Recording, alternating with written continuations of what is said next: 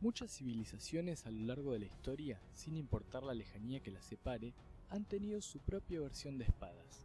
Algunas encajarían apenas en su definición, otras en cambio han marcado el concepto de lo que se nos viene a la mente cuando las escuchamos nombrar. A pesar de la frase que abrió este video, las espadas resultan ser algo más que un arma.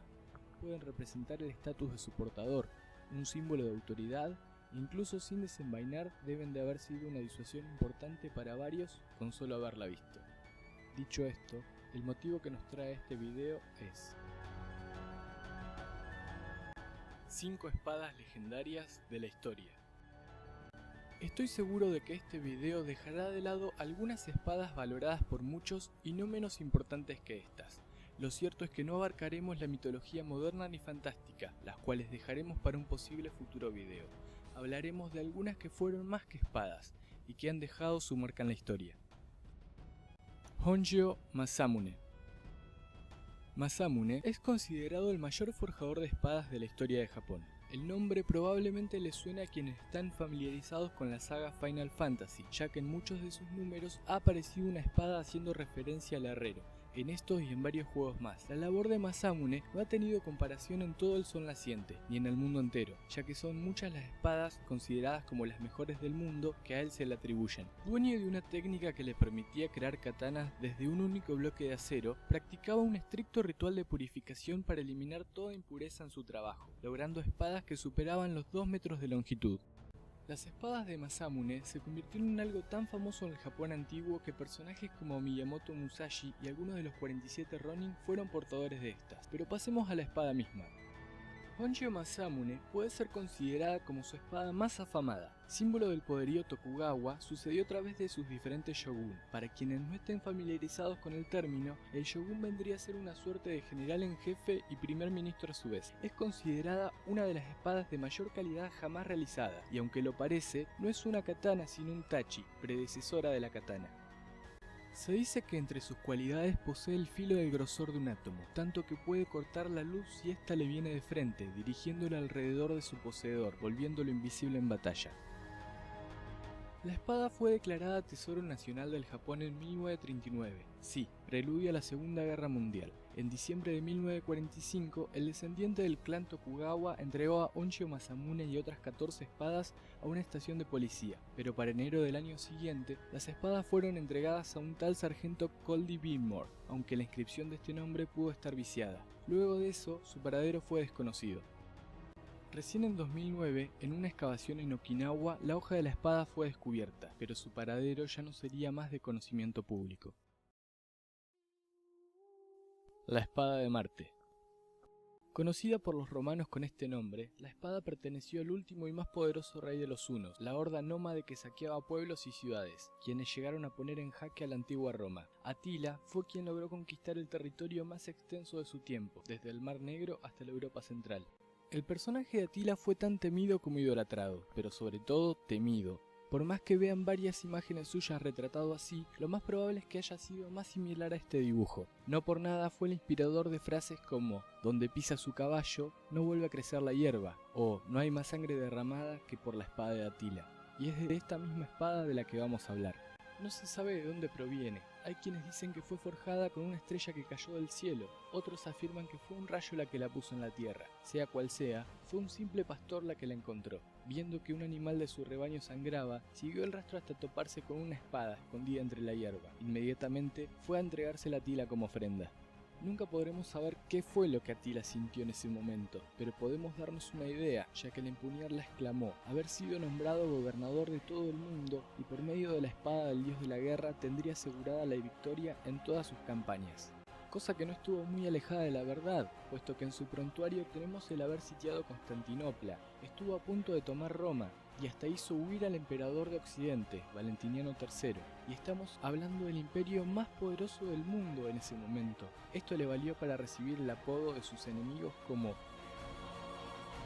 llevando la espada como un símbolo en los campos de batalla. Todo aquel que lo presenció se convenció en ese momento, al ver el vigor con el que esgrimía semejante espada, que los dioses la habían reservado exclusivamente para su invencible brazo. De ahí que la espada de Marte pasaría a ser un cetro para todos los hunos, representando el poder de Atila y su derecho a la soberanía. El sable corvo de San Martín.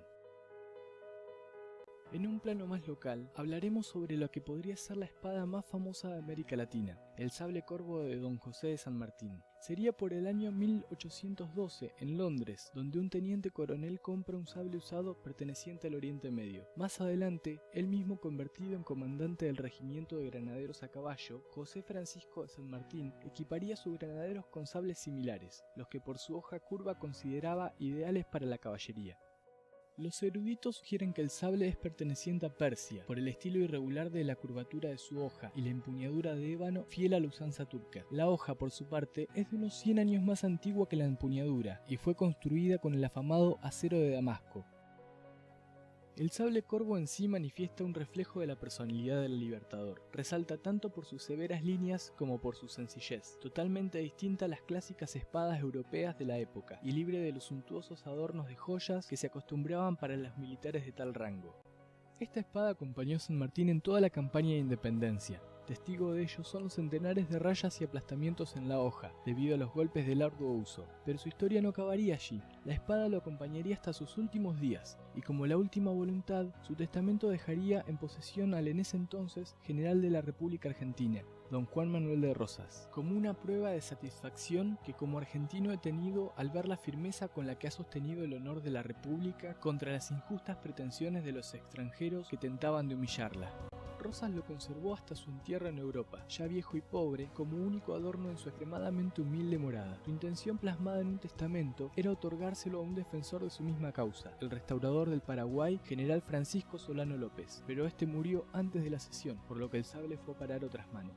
El sable corvo fue robado en al menos 2 ocasiones, de público conocimiento. La más famosa fue en 1963. Se dice que la guerra política es en gran parte simbólica, y eso fue lo que sucedió con el robo de esta espada. Un grupo de militantes del Partido Peronista, encabezados por Osvaldo Agosto, planearon una serie de robos para dejar en ridículo a las Fuerzas Armadas y levantar la moral de todos los miembros del partido. El robo del sable fue el primero de estos golpes, y el único que tuvo éxito. El plan era entregárselo al expresidente y líder del partido, Juan Domingo Perón, en su exilio en Madrid. Según Agosto, cuando fue a entrevistarse con el presidente 6 años después, este le habría dicho: «Agosto, yo lo esperé mucho tiempo creyendo que usted vendría a Madrid a traerme el sable». Luego del segundo robo, el sable corvo fue llevado al regimiento de granaderos a caballo, unidad que el mismo San Martín creó y donde residirá hasta la actualidad. Durandal. Durandal perteneció al paladín Roland Carlomagno, sobrino del famoso Carlomagno, rey de los francos y emperador de Occidente. Cuenta la leyenda que esta espada perteneció una vez a Héctor de Troya y que llegó a Carlomagno por intermedio de un poderoso hechicero llamado Mauris.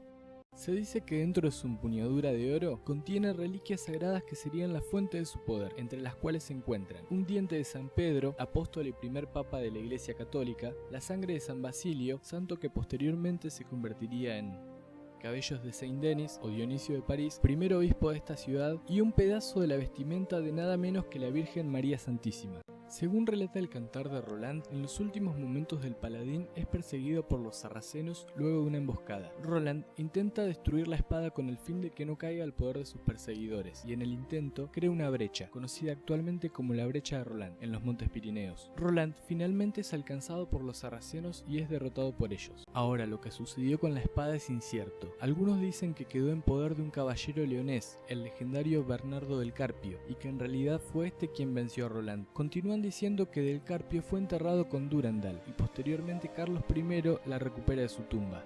Otra versión de la historia cuenta que Roland, antes de morir, arrojó la espada al fondo de este lago, el lago Carucedo, y que Durandal descansa actualmente en el lecho de estas aguas. Mas otros aseguran que la espada se encuentra hoy a la vista de todos, incrustada en una pared de roca, en el castillo Rocamador, Francia, aunque nadie sabe realmente si es la legítima Durandal y si lo es, qué es lo que hace allí. Kusanagi no Ken. El verdadero nombre de la espada es este, que podría traducirse como espada de la lluvia de las nubes en racimo. Prometo para el próximo video buscar nombres más fáciles o aprender japonés. Comúnmente conocida como cortadora de hierba, la espada, que representa la virtud del valor, pertenece a una trilogía, junto con una joya que representa la benevolencia y un espejo, sabiduría. Conforman los 3 tesoros sagrados de Japón. Los tres se utilizan para la ceremonia de coronación del emperador. La ceremonia es estrictamente secreta y solo es presenciada por el emperador y algunos sacerdotes. Por esta razón existen pocas imágenes de las reliquias. De hecho, dudo que las fotos y dibujos que estén viendo sean realmente fidedignas, pero es lo único que estuvo a mi alcance.